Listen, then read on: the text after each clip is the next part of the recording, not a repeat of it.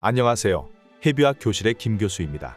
드라마 연인 16화를 보면 궁한 저주 사건을 언급하는 연준과 장철의 모습이 나옵니다. 이 장면에서 연준은 궁한 저주 사건에 관한 일로 매일 궁인들을 고문한다는 말을 전하고, 장철은 허무맹랑한 말을 확인도 안 하고 말하면 안 된다며 연준에게 사정을 알아보라고 지시합니다. 이후 연준은 나름대로 조사를 벌이지만 어떠한 얘기도 듣지 못합니다. 여기서 연준이 언급한 저주에 관해 말씀드리면, 저주란 특정한 사람에게 재앙과 불행이 닥치기를 기원하는 행위를 뜻합니다. 아마도 이 사건은 소용조 씨가 자신을 저주한 혐의로 3명의 여성을 모함했던 자작극 사건을 가리키는 듯합니다. 이때 인조는 소용조 씨의 말만 듣고 소용조 씨가 지목한 3명의 여성에게 가혹한 형벌을 내립니다. 이 사건은 인조실록에도 실려있는 내용입니다. 이게 소용조 씨의 자작극 1탄인 첫 번째 궁한 저주 사건이었다면, 소용조 씨의 자작극 2탄인 두 번째 궁한 저주 사건은 소현세자가 사망한 뒤에 발생합니다. 첫 번째 궁한 저주 사건 이후 약 1년에서 2년 뒤에 소현세자가 완전히 조선으로 돌아옵니다. 하지만 2달 만에 병으로 사망합니다. 그리고 소현세자 사후에 궁안에서 또다시 소용조 씨를 저주하는 사건이 발생합니다. 물론 이번에도 소용조 씨의 자작극이었습니다. 이 사건이 두 번째 궁한 저주 사건입니다. 인조는 소용조 씨의 계략임을 알면서도 이 일을 도구 삼아 강빈의 측근들을 잡아서 고문했습니다. 이때 강빈의 궁녀들은 고문사까지 당하는 매우 혹독한 시련을 겪었습니다. 두 번째 궁한 저주 사건 이후에 그 유명한 전복 독살 미수 사건이 발생합니다.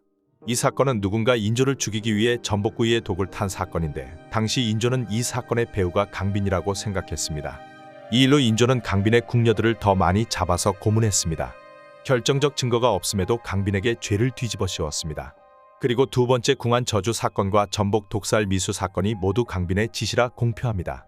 그리하여 강빈을 사형하라 지시합니다. 다시 드라마로 돌아오면 연준이 조사를 진행한 건 첫 번째 궁한 저주 사건일 겁니다. 그 이후에 길채가 조선으로 돌아왔고 17화에서 소현세자와 강빈이 완전히 조선으로 돌아오는 것으로 보입니다. 조선으로 온 지 2달 만에 소현세자가 사망하니 아마도 17화 혹은 18화에서 소현세자는 사망할 듯합니다. 그리고 그 이후에 소용조 씨의 자작극 2탄인 두 번째 궁한 저주 사건이 발생할 겁니다. 아마도 이 사건에 길채가 휩싸일 것으로 보입니다. 길채는 과거 원손을 구했던 여인입니다. 16화에서 강빈은 길채의 손을 꼭 붙잡고 원손을 구해준 은혜에 감사함을 표했습니다. 또한 소현세자가 왕위에 오르면 꼭 은혜를 갚겠다는 말도 덧붙였습니다. 이 장면이 비중 있게 나온 걸로 봐서 소현세자와 강빈이 조선으로 돌아왔을 때 강빈은 길채를 다시 부를 것으로 보입니다. 그리고 길채도 강빈의 도움을 받을 겁니다. 그렇게 두 여인은 깊은 관계를 맺을 듯합니다. 그런데 이 관계가 길채를 최대 위기로 내몰게 될 것입니다. 소현세자가 죽은 뒤 강빈은 심양에서보다 훨씬 더 힘든 시간을 보냅니다. 또한 인조와 소용조 씨에 의해 주변인들 대부분을 잃습니다. 아마도 이 과정에서 길채는 어떠한 모함을 뒤집었으며 내사옥으로 연행될 듯합니다. 왜냐면 인조와 소용조 씨는 길채를 강빈의 최측근으로 여겼을 테니까요. 하지만 이번에도 길채를 구하기 위해 장현이 나설 겁니다. 장현은 무슨 수를 써서라도 길채를 내사옥에서 빼낼 거고, 이 일로 임금인 인조와 완전히 대립각을 세우게 될 겁니다.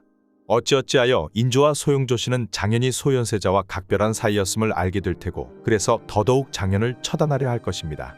이렇게 생각해보니 1화에서의 바닷가 장면이 어떻게 발생한 건지 조금은 짐작이 되기도 합니다.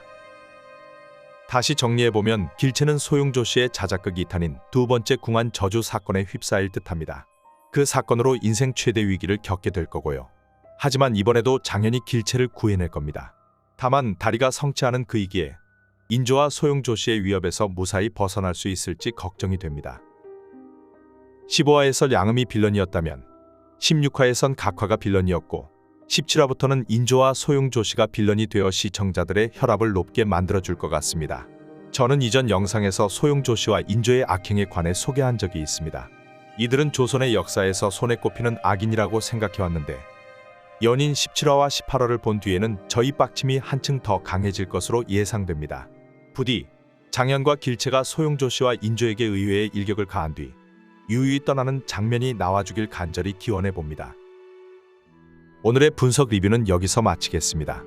영상이 유익하셨다면 구독과 좋아요 한 번씩 부탁드립니다. 앞으로 더 신박하고 유익한 리뷰로 돌아오겠습니다. 끝까지 시청해주셔서 감사합니다. 해비학 교실의 김 교수였습니다.